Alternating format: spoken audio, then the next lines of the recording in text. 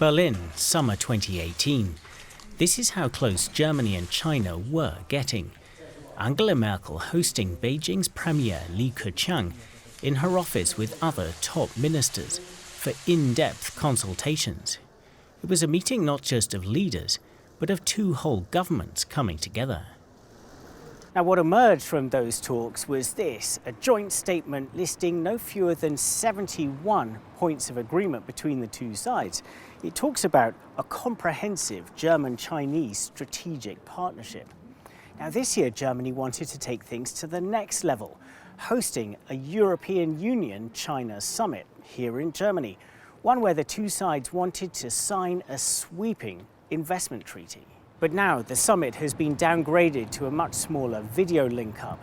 That investment treaty is in serious doubt, and this document is looking very outdated. All because China's aggressive behaviour has been begging a big question. Did Germany, did Europe get too friendly with China? In Hong Kong, China's crackdown on freedom of speech has shocked the democratic world. In Xinjiang, it stands accused of repression and surveillance on an epic scale. On its contested border with India, its soldiers have been involved in deadly clashes. Relations with the United States are on the brink of a new Cold War. And China's handling of the early stages of the coronavirus outbreak is under serious scrutiny. With all this going on, there are growing calls in Germany's parliament for a major rethink on how to approach China.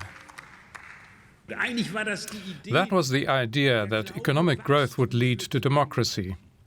But in China, it means less rule of law, less freedom and total surveillance, and China sees that as a model for the world. And now there are signs that the government here in Berlin is shifting its thinking too.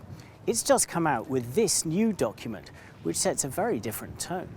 It talks about pulling back from such a close focus on China and strengthening ties with more like-minded countries across the Indo-Pacific region.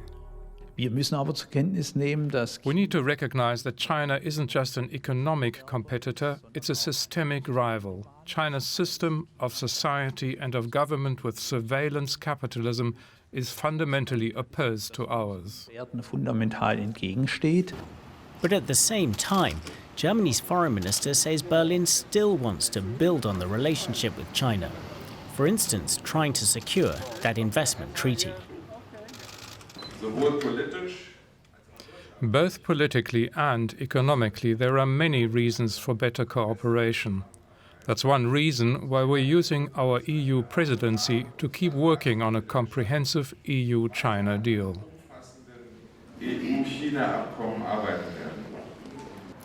Now, the thing is, that leaves Germany and Europe trying to juggle two seemingly opposite priorities. On the one hand, trying to deepen relations with China in some areas, and on the other, trying to distance themselves in others.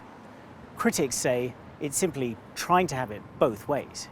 I think there is a case to be made to engage in some form of social distancing to the Chinese Communist Party, and only to agree to these kind of high-level meetings if there are real concessions from the Chinese side.